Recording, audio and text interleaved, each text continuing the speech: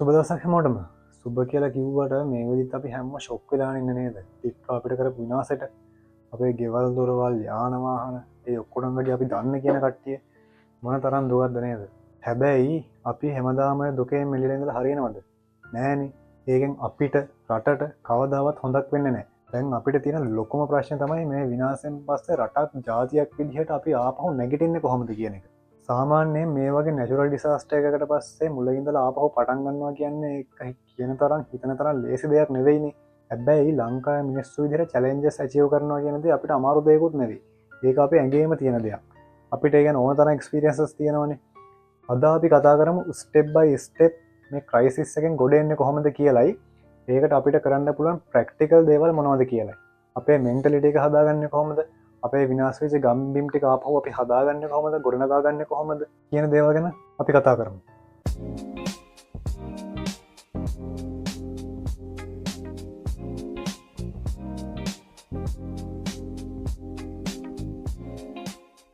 පළවෙනි අදියරේදී අපි කතා කරමු මේ වෙලාවේ අපිට ක්ෂණිකව කරන්න පුළුවන් දේවල් ටික ගැනයි. ගොඩක්ම වැදගත් වෙන ඔයාගේ ආරක්ෂාව තහවුරු කරගන්නේ කොහොමද කියන එක ගැනයි. අවධානම කියන දේ මේ වෙනකොට ටිකක් අඩු වෙලා තිබ්බට අපි හැම වෙලාවෙම ඇලර්ට් එකේ ඉන්න ඕනනේ. කඩන් වැටලා තියෙන විදුලි රැහැන්, විවෘත ලිංක්, නාය ගිහින් තියෙන තැන් වලට එහෙම යන්න එපා. ඒ වගේම පරිස්සම් වෙන්න. බොන වතුර අනිවාර්යෙන් උණු කරලා බොන්න. ඔයාගේ ගේ ඩැමේජ් වෙලා නම් ඒ ඩැමේජ් වෙච්ච ගේට යන්න කලින් වහලේ, බිත්ති, ෆවුන්ඩේෂන් එක තියෙන හරිය එහෙම හොඳට චෙක් කරලා බලලා යන්න. ගැලවිලා පැලිලා තියෙන බිත්ති, වීදුරු ගැන ගොඩක් සැලකිලිමත් වෙන්න. එක්ස්පයර් වුණ නරක් වුණ කැම තියෙනවා නම් මේ දැන් මේ වයින් කරලා දාන්න. ඔයාට හදිසියට ඕන කරන බෙහෙත් ටික ළඟ තියෙනවද කියලා චෙක් කරගන්න. එහෙම නැත්නම් පුළුවන් තරම් ඉක්මනට ඒ ටික හොයාගන්න. දන්න කෙනෙක් ලව් එක හරි ඒ ටික ඉක්මනට ගෙන්න ගන්න. ඔයාට වෙලා තියෙන හානි ඉක්මනටම ග්‍රාම සේවා නිලධාරීන්ට කියන්න. වාර්තා කරන්න. මොනම හේතුවක් හින්දාවත් ඒක පරක්කු කරන්න එපා. මොකද රජයෙන් දෙන සහනාධාර ටික ගන්න ඒ විස්තර ටික දෙන එක අත්‍යවශ්‍ය වෙනවා. ඒ දෙනකොට ඇත්ත විස්තර හරියට දෙන්න. ආධාර ගන්න ඕනවට බොරු විස්තර එහෙම දෙන්න එපා. ඔයාට හරි ඔයා දන්න කෙනෙක්ට හරි මොනම වෙලාවක හරි අනාරක්ෂිත තත්ත්වයක් වමනාවක් එහෙම આવොත් දැනුනොත් අරයට මෙයාට කියන්න යන්න එපා. ඒ වෙලාවම ත්‍රිවිධ හමුදාවට හරි පොලිසියට හරි කියන්න. එයාලා ඕන කරන දේ ඉක්මනටම කරයි. ඔයා කරන්න ඕන දේ ඔයාට ඉක්මනටම හරියට කියලා දෙයි. ඔයාගේ ගෙදර වාහන දේපල එහෙම ඉන්ෂුරන්ස් කරලා තියෙනවා නම් කල්ලාරින් නැතුව ඒ කම්පැනි එකට කතා කරලා ඕන කරන දේවල් ටික ඕන කරන ඩොකියුමන්ට්ස් ටික ලෑස්ති කරගන්න. දෙවැනි අදියරේදී අපි ගොඩක්ම වැදගත් වෙන මානසික සහාය ආපහු කලින් තිබ්බ තත්ත්වයට හදාගන්නේ කොහොමද කියලා කතා කරලා බලමු. අපි ගොඩක්ම ෆිසිකල් ඩැමේජ් ගැන කතා කරාට වැඩිපුර ඒවා පෙවුනට මේ වෙලාවට වැඩියෙන්ම වෙන්නේ මෙන්ටල් ඩැමේජස්. ප්‍රශ්නේ කියන්නේ ඒක අනිත් කට්ටියට පේන්නේ නැති එක. බය වෙන ගතිය, කනස්සල්ල, නිින්ද යන්නේ නැති එක, වෙනකට වැඩිය තරහ එන එක එහෙම ගොඩක් මේ වගේ වෙලාවකට වැඩි වෙනවා. සාමාන්‍ය මේ වගේ සිටුේෂන් එකකදී ඔය වගේ දේවල් වෙන එක සාමාන්‍යයි. ඔයා තනියම කල්පනා කර ඉන්න එපා. ඔයාගේ විශ්වාසවන්ත පවුලේ අය, යාළුවෝ, අහල පහල අයත් එක්ක කතා කරන්න. ඔයාට තියෙන ප්‍රශ්න ගැන කතා කරන්න. ප්‍රශ්න හිතේ හිර කරගෙන ඉන්න එපා. තව කාත් එක්ක හරි කතා කරලා දුක බෙදා ගත්තාම ඔයාගේ හිත සැහැල්ලු වෙනවා. හැබැයි විශ්වාස අයත් එක්ක විතරයි. එහෙම කතා කරන්න ඕන කාත් එක්කද? විශ්වාස අයත් එක්ක විතරයි. ළමයි අහන ප්‍රශ්න වෙනදට වැඩිය අවධානයෙන් අහන්න. ඒවට උත්තර දෙන්න. එයාලට ඔයාලඟ ආරක්ෂිතයි කියලා දැනෙන්න ඉඩ අරින්න. වැඩිහිටිය අය, ලෙඩ හැදිලා තියෙන අය ගැන විශේෂයෙන්ම සැලකිලිමත් වෙන්න. එයාලා තනි වෙලා කියලා කොයිම වෙලාවකවත් දැනෙන්න ඉඩ අරින්න එපා. ඔයා පොඩි බ්‍රේක් එකක් ගන්න. ටිකක් ඇවිදින්න යන්න. ඔයා කැමතිම හොබි එකක් කරන්න. කැමති පොතක් කියවන්න. ආස මූවි එකක් බලන්න. තනියම කල්පනා කර ඉන්න එපා. හිතට පොඩි හරි සතුටක් දැනෙන ඕනම දෙයක් කරන්න පුළුවන් මේ වෙලාවේ. දැන් ඔයා ඔය මම කියපු මේ දේවල් කරලා මාස 3-4ක් ගියාමත් ඔයාට ෂොක් එකක් වගේ තියෙනවා නම් ඔයාට එහෙම දැනෙනවා නම් මානසික සෞඛ්‍ය උපදේශකයෙක් හම්බෙන්න. ඒකට ලැජ්ජ වෙන්න එපා. මෙන්ටල් ඉෂුව එකක් තියෙනවා කියන්නේ ඔයාට පිස්සු හැදිලා කියන එක නෙවෙයි. ඒක මේ ලංකාවේ මිනිස්සුන්ගේ තියෙන මහා නූගත් මතයක්. මහා ප්‍රාථමික මතයක්. ඒ හින්දා ඔයාගේ ජීවිතයට ආදරේ නම් මානසික සෞඛ්‍ය සම්බන්ධ කවුන්සලර් කෙනෙක් හරි ડોක්ටර් කෙනෙක් හරි හම්බ වෙන්න. මේ වගේ දේවල් වලට ගොඩක් හොඳට ට්‍රීට් කරන්න පුළුවන් කට්ටිය අපේ රටේ ඕන තරම් ඉන්නවා. එයාලගෙන් ගන්න පුළුවන් උදව් ටික ගන්න. එයාලා ගොඩක් කැමැත්තෙන් ඔයාට උදව් කරයි. උදව්වක් ඉල්ලනවා කියන්නේ වීක්නස් එකක් එහෙම නෙවෙයි. ඒක හොඳ පර්සනැලිටි එකක් තියෙන ඕනම කෙනෙක් කරන දෙයක්. තුන්වෙනි අදියරේදී අපි බලමු මේ විනාශ වෙච්ච දේවල් ටික ආපහු හදාගන්නේ කොහොමද කියලයි. මොනවද ඒකට අපිට කරන්න පුළුවන් ප්‍රැක්ටිකල් දේවල් කියලයි. මේ වෙලාවේ අපේ තියෙන සල්ලි ටික රටේ තියෙන මුදල් සංචිතය පරිස්සම් කරගන්න එක තමයි ගොඩාක්ම වැදගත් වෙන්නේ. මම මේ කියන්න යන දේවල් ගොඩක්ම රජය කරන්න ඕන දේවල් තමයි. හැබැයි ඔයාගේ පුද්ගලික දේවල් රිකවර් කරගන්නත් මේ දේවල් ඇප්ලයි කරගන්න පුළුවන්. ඒ හින්දා හොඳට මම මේ කියන දේවල් ටික අහගන්න. ඉස්සෙල්ලාම හානි වුණ දේවල් වල ලිස්ට් හදලා ඒවා ආපහු හදාගන්න වියදම් ටික එස්ටිමේට් කරගන්න. රජයෙන් නම් ඒවා දැනටම ගොඩක් දුරට ඉවර කරගෙන යන්න කියලා අපිට පේනවා.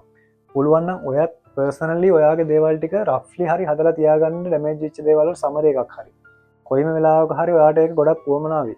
ඒත් එක්කම ගවර්න්මන්ට් එකෙන් NGOs වලින් පිටරටවල් වලින් හම්බෙන ආධාර මුදල් efficiency and transparency කාර්යක්ෂම සහ විනිවිදභාවයෙන් පාවිච්චි කරන්න ඕන. වෙනදා වගේ නැතුව ඒකත් හරියටම වෙනවනේ දැන්. හැමදාම අපිට අප්ඩේට්ස් බලා ගන්න පුළුවන්. ඔයාට ගෙවන්න තියෙන ණය වාරික ගැන එහෙම අදාළ බැංකුත් එක්ක මූල්‍ය ආයතනත් එක්ක කතා කරන්න. ගොඩක් දුර රිලීෆ් පීරියඩ් එකක් ගන්න පුළුවන් වෙයි. මම දන්න විදිහට පුළුවන් තරම් සහනදායී වෙන්න කියලා තමයි කියලා තියෙන බැංකුව වලට. ඒ හින්දා පොඩ්ඩක් කතා කරලා බලන්න. දැන් ඊට පස්සේ ආපහු ගෙවල් හදද්දි කාලගුණනාවකි ගැන ස්වභාවික ආපදා වලට රොත්තු දෙන විදිහට ගෙවල් හදන ක්‍රම ගැන ටිකක් හොයලා බලන්න. ගේ හදන තැන ආරක්ෂිතයිද කියලා හොඳට හිතලා බලන්න. ගොඩක්ම ස්වභාවික පරිසර පද්ධතියෙන් හානි වෙන විදිහට ගෙවල් හදන්න එපා. ඒ සමතුලිතතාවය කඩන්න එපා. ඇලවල්, වැව්, ගම් යූල් වල කඳු පල්ලම් වල ගෙවල් හදන්න කලින් ආයෙ පාරක් හිතලා බලන්න. වෙච්ච දේ දැක්කනේද? එහෙම හදන්න හිටපු අයට ඒ අමාරු සනීපුණා කියලා දාලා දෙනවා දැක්කම. හැම වෙලාවෙම ස්වභාවික පරිසරය ආරක්ෂා කරගන්න. කොහෙවත් කැලෑවල් නාය ගිහින් කියලා අපිට ආරංචිුනේ නැහැ නේද? මිනිස්සු හිටපු දැම්ම තමයි ගිහින් තිබ්බේ. ඉතින් ටිකක් හිතලා බලන්නකෝ. ඇයි එහෙම උනේ කියලා. දැන් ඇත්තටම දික්වා කරේ ලොකු විනාශයක් වුණාට ඒක අපේ ලයිෆ් එක අලුතෙන් පටන් ගන්න රට අලුතෙන් හදන්න හම්බුනේ chance එකක් කියලා හිතන්න. පෙරළුණ පිට හොඳයි කියනවා වගේ ජීවිතේ ටර්නින් පොයින්ට් එකක් කරගන්න. පර්සනලි මට හිතෙනවා මේක රටේ ටර්නින් පොයින්ට් එකක් වෙයි කියලා. ඔයාලට මොකද හිතෙන්නේ? දාන්න කමෙන්ට් එකක්. එක එක විදිහේ කාලගුණ දේශගුණ තත්ත්වයන්ට ඔරොත්තු දෙන දේවල් හදන්න අලුත් කෘෂිකාර්මික ක්‍රම හඳුන්වලා දෙන්න ඒවට ඔරොත්තු දෙන විදිහට කෙනෙක්ට මේක chance එකක් කරගන්න පුළුවන්. ඔන්න ඔයා අලුත් දේවල් try කරලා බලන්න ආස කෙනෙක් නම් මගෙන් ඔයාලට පොඩි ටිප් එකක්. ඔය try එකක් දීලා බලන්න. හතරවෙනි සහ අවසන් අදියර. මේක තමයි වැදගත්ම දේ. අපි බලමු හැමෝම එකතු වෙලා මේ වැඩේ ගොඩ දාගන්නේ රට ගොඩ දාගන්නේ කොහොමද කියලා. අපි හැමෝම දැනගන්න ඕනේ දේ තමයි අපේ අහල පහල ඉන්න අයට උදව් කරන්නේ නැතුව අපිට කවදාවත් ගොඩ එන්න බෑ කියන එක. ලොකු දේවල් කරන්න ඕනේ නෑ. සල්ලි වලින් බෑ නම් ඔයාගේ ශ්‍රමයෙන් එහෙමත් බෑ නම් එයාලා මොටිවේට් කරන්න වචනකින් හරි ඔයාට උදව්වක් කරන්න පුළුවන්. ඉතින් දෙපාරක් හිතන්න එපා. ඔයාට කරන්න පුළුවන් වෙලාවේ ඒ උදව්ව කරන්න. ඒක ඔයාට පොඩිනකොට ඒගොල්ලන්ට ඒක ගොඩාක් වටි. ගමක පාරක්, පාලමක්, ගියක් ඉක්මනට පිරිසිදු කරලා දාන්න කට්ටිය එකතු කරගෙන ටීම් එකක් විදිහට වැඩ කරන්න. එහෙම එකතු කරගන්න බැයි නම් එහෙම කරන කට්ටියත් එක්ක එකතු වෙන්න. ආධාර එකතු කරන කට්ටියට ආධාර විතරක් දීලා නිකන් ඉන්න එපා. ඔයත් අමාරුවෙන් හම්බ කරපු සල්ලි වලින් ඒවා ගන්න. ඒ හින්දා එහෙම අරන් දීපු ආධාර හරි විදිහට ඕන කරන තැන් වලට හරි වෙලාවට බෙදලා දුන්නද කියලා ටිකක් හොයලා බලන්න. මිනිස්සු ඕනට වැඩිය විශ්වාස කරන්න යන්නත් එපා. ප්‍රයිවට් තැන් වලට දෙනවට වැඩිය පුළුවන් හැම වෙලාවෙම රාජ්‍ය ආයතන, රජයේ ගිණුම් වලටම ඔයා දෙන ආධාර දෙන්න. සල්ලි ට්‍රාන්ස්ෆර් කරන්න. මිනිස්සුන්ට වග කියන රජයක් මේ වගේ ස්වභාවික විපතක් වුණ වෙලාවක ආයේ ඒ වගේ දේවල් වලට ෆේස් කරන්න පුළුවන් විදිහට රට හැඩගස්වන්න ඕන. ඒකට ඕන කරන විදිහට ප්ලෑන්ස්, පොලිසිස් වෙනස් කරන්න ඕන. අප්ඩේට් කරන්න ඕන. කලින් හිටපු පාලක එහෙම නොකරපු හින්දා තමයි මේ වගේ විනාශයක් වුණේ කියලා ඔයා කැමති වුණත් අකමැති වුණත් පිළිගන්න වෙනවා. එක කට්ටියට ඕන විදිහට කඳු වෙලි කරන්නයි, කඳු වල බිල්ඩින් ගහන්නයි, ඇලවල ගොඩ කරන්නයි, ඒ වගේ බිල්ඩින් හදන්නයි අවසර දුන්නා. අන්තිමට ඒවා කරපු මිනිස්සු කොහෙවත් අහිංසක රටක් වටින මිනිස්සු ටිකක් අපිට නැති වුණා. දැන් මේ වත්මන් රජයේ හරි නියාමනය කරලා මේ දේවල් හරියට පාලනය කරයි කියලා අපි විශ්වාස කරනවා. එහෙම කරයි කියලා අපි බලන් ඉන්නවා. ඉතින් ජනතාව විදිහට අපි කරන්න ඕන මේ වෙලාවේ පාට, පක්ෂ, ආගම්, ජාති ભેද පැත්තකට දාලා රජය කරන හරි දේවල් වෙනුවෙන් පෙනී ඉන්න. මොකද මේ දේවල් අපිට වැඩිය බලපාන්නේ අපේ අනාගත පරම්පරාවට. ආයේ මේ වගේ ස්වභාවික ආපදාවක් වෙන්න කලින් ඒ ගැන හරියම ඩීටේල්ස් එක ගන්න පුළුවන් අලුත් තාක්ෂණය අපි ඉක්මනටම රටට ගේන්න ඕන. මේ විපත කළමනාකරණය කරගන්න පුළුවන් තාක්ෂණික දැනුවත් කිරීමේ පද්ධති ශක්තිමත් කරගන්න ඕන. අප්ග්‍රේඩ් කරන්න ඕන. අවුරුදු ගාණක් තිස්සේ හදන්න නැතුව ඒකට වෙන් කරපු සල්ලි ටිකක් ගසා ගාපු ડોක්ටර් රේඩාර් එක වල සමහරට දන්නවත් ඇති අහලත් ඇති. ඔන්න ඕකට හොඳම එක්සැම්පල් එකක්. දික්වා සුලිකුණටෙන් අපිට නැතිවෙච්ච දේවල් ගොඩක් තියෙනවා. ඒ වුණාට මම අර කලින් කිව්වා වගේ මේක අපිට chance එකක් විදිහට අරන් අපි කලින් හිටියට වැඩිය ශක්තිමත් හොඳ සංවිධානාත්මක එක එක්කෙනාට හොඳට උදව් කරගන්න ජාතියක් විදිහට රටක් විදිහට ගොඩනගෙන්න අපි තදින්ම හිතලා ගන්න ඕන. රටක් විදිහට අපිට ඉස්සරහට යන්න පුළුවන්. එතකොට ආයේ අපි කිසිම රටකට ඒතකොට දෙකට නැමෙන්න ඕන වෙන්නේ නැහැ. ඒත් එක්කම කියන්න ඕන දෙයක් තමයි දිට්වා අපිට ගොඩක් දේවල් ඉගෙනනවා. ඒ තමයි ඉන්න ටික අපි හැමෝම එකිනෙකාට උදව් කරගෙන ඉන්න ඕන කියන්නේ. ඉන්න ටික කාලයක් කාටවත් කරදරයක් කරන්න නැතුව හැමෝටම උදව් කරගෙන ඉන්න ඕන කියන්නේ. ගොඩක්ම ඉඩකඩම් වලට කෑදරකම් කරන කට්ටිය මේක හොඳ පාඩමක්.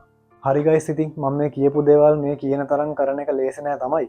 හැබැයි අපි හැම වෙලාවෙම මතක් කරගන්න ඕන we are Sri Lankans. අපිට කරන්න බැරි දෙයක් නෑ. අපේ ඉතිහාසය පුරාම අපි නියං, ගං වතුර, සුනාමි, යුද්ධ අරගල හිටන් දිනලා තියෙනවා. ඒ හින්දා මේ වෙලාවේ වැදගත්ම දේ තමයි බලාපොරොත්තු අත්තරින්න නැති එකයි හැමෝම එකා වගේ Tamanට පුළුවන් උපරිම විදිහට Tamanගේ වැඩ කොටස ඉටු කරන එකයි. රට වෙනුවෙන් තමන්ගේ වැඩ කොටස ඉටු කරන එකයි. අපි ඉස්සරහට යනවද නැද්ද කියන එක ඩිපෙන්ඩ් වෙන්නේ අන්න ඒකත් එක්ක. ඉතින් මේ වෙලාවේ මිනිස්සු ලොකු කැපකිරීමක් කරනවා මේ විනාශන අපේ රට ආයෙ ලස්සනට හදන්න, ඒක ලස්සන කරන්න. ඒකට රජනොත් ලොකු දායකත්වයක් දෙනවා. ඉතින් එයාලේ කරගෙන යන ප්‍රතිසංස්කරණ ක්‍රියාවලියේදී එක පවුලක් විදිහට අපි එකට ඉන්න ඕන. රටක් විදිහට අපිට ඉක්මනට ආපහු ගොඩනගන්න නම් ඒක අනිවාර්යයි. ඉතින් මීට පස්සේ ඔයාගේ අහල පහල ඉන්නට අත දෙන්න, ඔයාගේ හැඟීම් දැනීම් අනිත් අයත් එක්ක කතා කරගන්න, අනිත් කට්ටියත් එක්ක ෂෙයා කරගන්න. ඒ ගමන් ඔයාගේ අදහසුත් පහලින් කමෙන්ට් එකක් දාන්න. මේ වීඩියෝ එක ඔයාගේ ගමේ අය යාළුවෝ එක්ක දන්න කියන කට්ටියත් එක්ක ෂෙයා කරගන්න. එයාලට පොඩි හරි උදව්වක් වෙයි. එන්න අපි එකට නැගිටිමු.